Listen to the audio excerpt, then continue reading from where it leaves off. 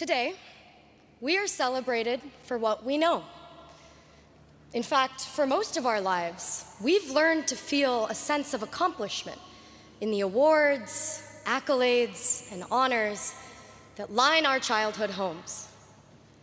How much we know and how we leveraged it got us far. It got us here. But today, I want to convince you of something counterintuitive that I've learned from the class of 2024. The power of not knowing. I grew up in the Great Plains of Nebraska, alongside cattle ranches and cornfields. As the eldest daughter of South Asian immigrants,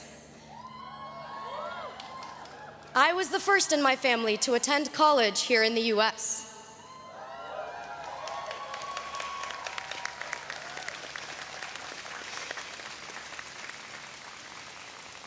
There was a lot I didn't know.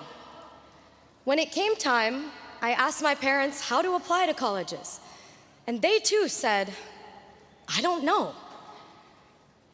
The words, I don't know, used to make me feel powerless, like there was no answer, and therefore no way, as if I was admitting defeat. From Nebraska to Harvard, I found myself redefining this feeling of not knowing. I discovered a newfound power in how much I didn't know. I didn't know a field called the history of science even existed. And I now find myself a graduate of the department. Here, for the first time in my life, I had a professor of color, a historian of science who taught me history is just as much about the stories we don't know as the stories we do. In the history of science, we often look for what is missing, what documents are not in the archives, and whose voices are not captured in history. I've learned silence is rarely empty, often loud. I've learned this not only in the classroom, but also from the class of 2024. In reflecting on our collective moments at Harvard, I've realized it's the moments of uncertainty from which something greater than we could have ever imagined grows. And our class has experienced more than our fair share of the unknown. In our first year, during COVID, we didn't have Annenberg to meet 100 people in an hour and walk out remembering 5 names. What did we do? Hefes became the new Annenberg, and we learned to connect differently, building quality over quantity in our friendships. In our sophomore year, Roe v. Wade was overturned, and there was, and still is, in many parts of the country, an omnipresent uncertainty in accessing reproductive health care. In our junior year, Harvard faced the Supreme Court and the decision to reverse affirmative action. Whether we realize it or not, we've been swimming in uncharted waters. Which brings me to our senior year. A year on campus marked by enormous uncertainty. In the fall, my name and identity, alongside other Black and brown students at Harvard, was publicly targeted.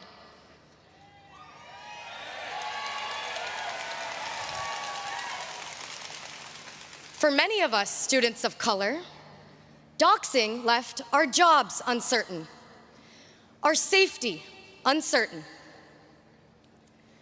This semester, our freedom of speech and our expressions of solidarity became punishable, leaving our graduations uncertain.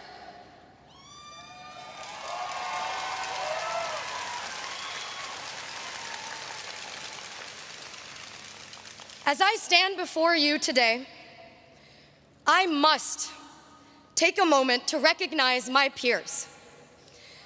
The 13 undergraduates, the 13 undergraduates in the class of 2024 who will not graduate today.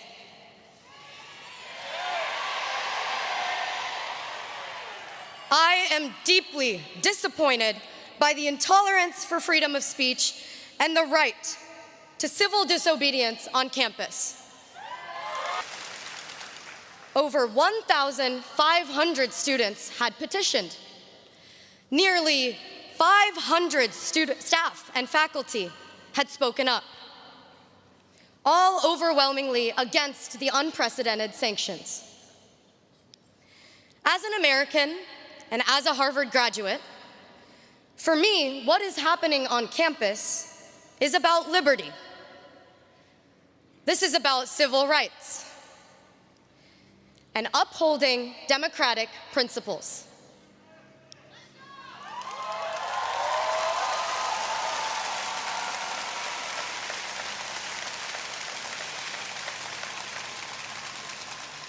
The students had spoken. The faculty had spoken.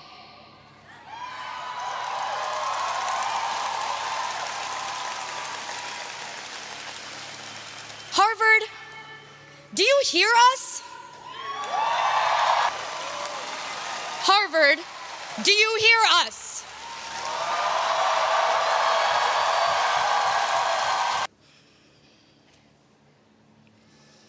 We are in a moment of intense division and disagreement in our community over the events in Gaza. I see pain, anxiety, and unrest across campus. But it's now, in a moment like this, that the power of not knowing becomes critical. Maybe we don't know what it's like to be ethnically targeted. Maybe we don't know what it's like to come face to face with violence and death. But we don't have to know. Solidarity is not dependent on what we know, because not knowing is an ethical stance. It creates space for empathy, humility, and a willingness to learn. I choose to say, I don't know, so I'm empowered to ask, to listen. I believe an important type of learning takes place, especially in moments of uncertainty, when we lean into conversations without assuming we have all the answers. Can we see the humanity in people we don't know? Can we feel the pain of people with whom we disagree? As we graduate, what we know, our material knowledge, may not matter so much anymore.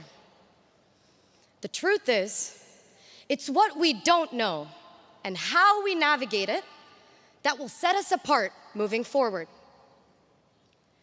Uncertainty is uncomfortable, but I encourage you to dive into the deep end of discomfort, engage with the nuances,